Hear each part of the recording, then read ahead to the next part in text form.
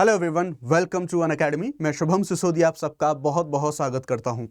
हम जानते हैं कि जितने भी रिलेशंस होते हैं वो सभी विश्वास के ऊपर चलते हैं, भरोसे के ऊपर चलते हैं। लेकिन जब विश्वास टूट जाए तो फिर लॉ यानी कि कानून, अधिकार, संविधान, ये सारी चीजें इतना ज्यादा मायने नहीं रखती। दरअसल ये मैं नहीं कह रहा, ये सुप्रीम कोर्ट के द्वारा भी हाल फिलहाल में बोला गया है।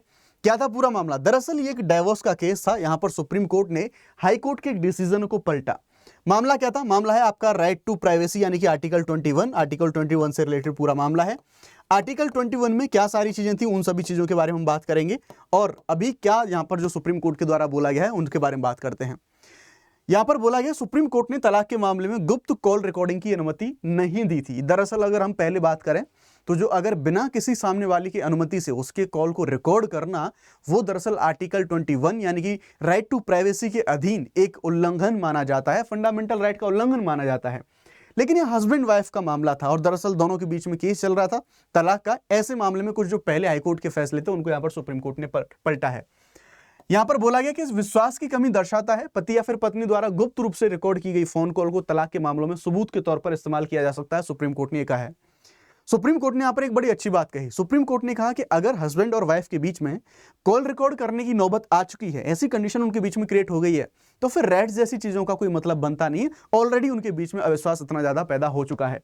आइए जानते हैं पूरे मामले के बारे में कि दरअसल पूरा का पूरा मुद्दा यह है क्या और किस तरह से यहां पर हम देखेंगे वर्टिकल और जो हॉरिजॉन्टल फंडामेंटल राइट्स हैं उनमें क्या डिफरेंस होता है। देखो यहां पर दरअसल ये मामला क्रूएल्टी से संबंधित था। दरअसल पंजाब के एक व्यक्ति थे और उन्होंने हाईकोर्ट के अंदर यानी कि पंजाब और हरियाणा जो हाईकोर्ट है उसमें आपका जो हिंदू विवाह अधिनियम है उसके अधीन जो तलाक के लिए, उसके अकॉर्डिंगली तलाक के लिए यानी कि 1955 का जो हमारा हिंदू विवाह अधिनियम है उसकी धारा 13 उसके अधीन तलाक का मामला यहां पर डाला था और उन्होंने क्रूएल्टी के आरोप लगाए थे अपनी वाइफ के ऊपर। और उन सभी आरोपों के जो सबूत हैं उन्होंने एक सीडी के रूप में उनको पेश किए थे कोर्ट के सामने। कोर्ट ने जब सीडी को देखा तो कोर्ट ने क्लियरली बोला कि ये अगर आपने किसी यानी कि अपनी वाइफ की अगर आपने कॉल रिकॉर्डिंग की है उनकी बिना अनुमति के, तो ये आर्टिकल 21 फंडामेंटल राइट का उल्लंघन है, ऐसा उनके द्वारा यहां पर बोला गया। और ये दरअसल फिर इसके बाद पूरा का पूरा मामला कहां पहुंचा? सुप्रीम कोर्ट में पूरा मामला पहुंचता है। सुप्रीम कोर्ट ने हाई कोर्ट के पूरे फैसले को पलट दिया। क्या कहा सुप्रीम कोर्ट ने? सुप्रीम कोर्ट की जो बेंच सुनवाई कर रही थी वो थी न्यायमूर्ति बीवी नागरत्ना और न्यायमूर्ति सतीश चंद्र शर्मा। दरअसल जो हस्बैंड थे उनकी विशेष अनुमति याचिका, उन पर जो सुनवाई हो रही थी, उन्होंने हाई कोर्ट के पुराने फैसले को रद्द कर दिया और उन्होंने कहा कि अगर सीधी सी बात ऐसी कंडीशन आ चुकी है हस्बैंड और वाइफ के बीच में कि उनको कॉल रिकॉर्ड करनी पड़ रही तो इसका मतलब विश्वास ऑलरेडी खत्म हो चुका है। और साथ ही साथ 1955 का हमारा हिंदू विवाह अधिनियम या फिर हम बात करें जो हमारा एविडेंस एक्ट है, हमारा जो साक्ष्य अधिनियम है, उसके जो कुछ अपवाद हैं वो यहां पर लागू होते हैं। जैसे हम यहां पर बात करेंगे तो ये वायलेशन नहीं होगा राइट टू प्राइवेसी का। जब विश्वास टूट जाए तो फिर गोपनीयता का अधिकार पूरी तरह से, क्योंकि सीधी सी बात है वो भी हमारे रीजनेबल रिस्ट्रिक्शंस के अधीन होते हैं, उनके बारे में हम बात करेंगे। दरअसल हमारा धारा 122 जो इंडिया का जो हमारा जो साक्ष्य अधिनियम है, जो एविडेंस एक्ट है, उनके बारे में बात करें तो बेसिकली यहां पर यह बोला है कि हस्बैंड और वाइफ के बीच में जो बातें होती हैं वो दरअसल प्रिविलेज, विशेषाधिकार वाली बातें होती हैं। लेकिन जब हस्बैंड और वाइफ के बीच में कोई केस जैसी चीजें चलने को मिल रही हैं तो फिर ऐसी कंडीशन में अगर वो मुकदमा कर रहे हैं तो फिर ये जो प्रिविलेज है ये लागू नहीं होता।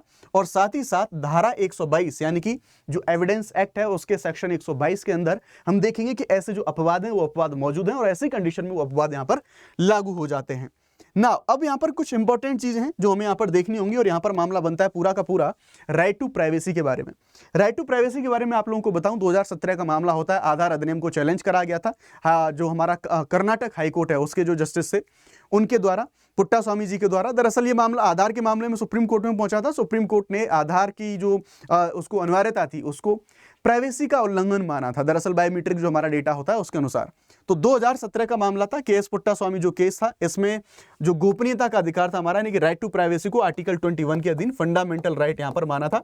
और कोर्ट ने यह कहा था जिस तरह से आर्टिकल 19 के अंदर ही यानी कि वाक और अभिव्यक्ति की स्वतंत्रता है उसमें जिस तरह से प्रेस की स्वतंत्रता है, इसी तरह से आर्टिकल 21 यहां पर हम बात करें तो ये राइट टू प्राइवेसी को यहां पर इसके अंदर ही हमें सारी चीजें देखने को मिलती है। लेकिन ध्यान रखिएगा ये चीज आपको देखनी होगी कि जितने भी हमारे सारे फंडामेंटल राइट हैं वो एब्सोल्यूट नहीं है, उनके ऊपर लिमिटेशंस हैं, उनके ऊपर रीजनेबल रिस्ट्रिक्शंस हैं।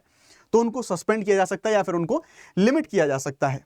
ना अब दो चीजें हमें देखनी होंगी, क्षैतिज और ऊर्ध्वाधर अधिकार, जैसे इस एग्जांपल की सहायता से देखने की समझने की कोशिश करेंगे। सबसे पहले तो वर्टिकल फंडामेंटल राइट को हम देखने की कोशिश करेंगे।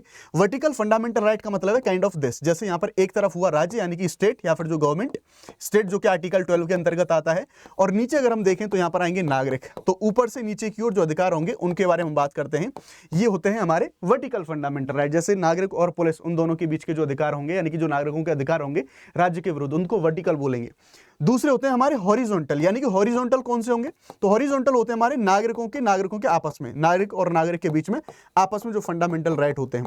जस्ट फॉर एग्जांपल यहाँ पर पति पत्नी के बीच में मान लीजिए उनके जो फंडामेंटल राइट हैं, या फिर जस्ट फॉर एग्जांपल किसी प्राइवेट व्यक्ति ने किसी प्राइवेट को अवैध रूप से उनको बंदी बना लिया, ऐसी कंडीशन में हम बात करेंगे तो ये जो हमारा हॉरिजॉन्टल राइट देखते हैं हम यहाँ पर, जैसे पति पत्नी का अधिकार। सुप्रीम कोर्ट ने यहां पर यह कहा कि जो पति पत्नी के बीच में गोपनीयता का अधिकार है वो क्षैतिज रूप से लागू नहीं किया जा सकता, यह अधिकार क्षैतिज रूप में लागू नहीं होगा, ऐसा यहां पर सुप्रीम कोर्ट के द्वारा बोला गया। अदालत ने यह बात बोली कि जब एक दूसरे की जासूसी करने का मौका आ गया है, ऐसी कंडीशन आ गई है, तो इसका मतलब यह है रिश्ते टूटने का संकेत है। और ऐसी कंडीशन आ जाए कि पति पत्नी एक दूसरे पर नजर रख रहे हैं, तो फिर यह विश्वास की कमी को दर्शाता है। और हमारा हिंदू विवाह अधिनियम इसका धारा 13 है, ये क्रूरता, परित्याग, व्यभिचार, इन सब के मामले में तलाक के आधार माने जाते हैं। जो पंजाब का केस था, उन्होंने क्रूअल्टी के आधार पर तलाक की डिमांड यहां पर करी थी। और यहां पर यह भी बोला गया कि जो गुप्त कॉल रिकॉर्डिंग जैसे सबूत हैं वो क्रूरता सिद्ध करने के लिए उपयोगी हो सकते हैं, इसलिए उनको यहां पर एक्सेप्ट किया जा सकता है। तो ये था पूरा मामला, हॉरिजॉन्टल, वर्टिकल, सारी चीजों के बारे में हमने यहां पर बात कर ली। नाउ जो यूपीएससी सीएससी के एस्पिरेंट हैं उनके लिए बता दें, जो हमारे अनअकैडमी के जो पेड कोर्सेज हैं उनको आप अवेल करना चाहते हैं, बिगेस्ट ऑफर है 17,999 आप अवेल कर सकते हैं। सब कुछ आपको एक ही प्लेटफॉर्म पर मिल जाता है। अगर आपको मैक्सिमम डिस्काउंट चाहिए, आपको शुभ 50 ये कोड आपको इस्तेमाल करना होगा। लिंक सभी डिस्क्रिप्शन में आपको मिल जाएंगे। ये सभी जो हमारे हिंदी इंग्लिश बाइलिंगुअल सारे बैचेज हैं वो लाइव हो चुके हैं। आप अगर ऑप्शनल जीएस दोनों चाहते हैं तो 26,999 आप उनको भी यहाँ पर अवेल कर सकते हैं। जब राइट टू प्राइवेसी के बारे में बात करी गई है तो आपको यहाँ पर जो हमारा जो क्वेश्चन है, एक इससे रिलेटेड क्वेश्चन भी देखना होगा, यानी कि संविधान में गोपनीयता के अधिकार के संदर्भ में निम्न कथनों पर विचार करें। यह अधिकार अनुच्छेद 21 में स्पष्ट रूप से है। केएस पुट्टास्वामी वर्सेस भारत संघ, इस केस में गोपनीयता के अधिकार को फंडामेंटल राइट डिक्लेयर करा गया था। ये एब्सोल्यूट होता है, किसी भी परिस्थिति में इसे सीमित नहीं किया जा सकता। ये केवल नागरिक और राज्य इनके बीच में लागू होता है, दो निजी व्यक्तियों के बीच में लागू नहीं होता। सही ऑप्शन कौन सा होगा वो आप लोग मुझे कमेंट सेक्शन के अंदर इसका जो आंसर है वो आंसर मुझे आप प्रोवाइड कराएंगे। Thank you very much. जय हिंद।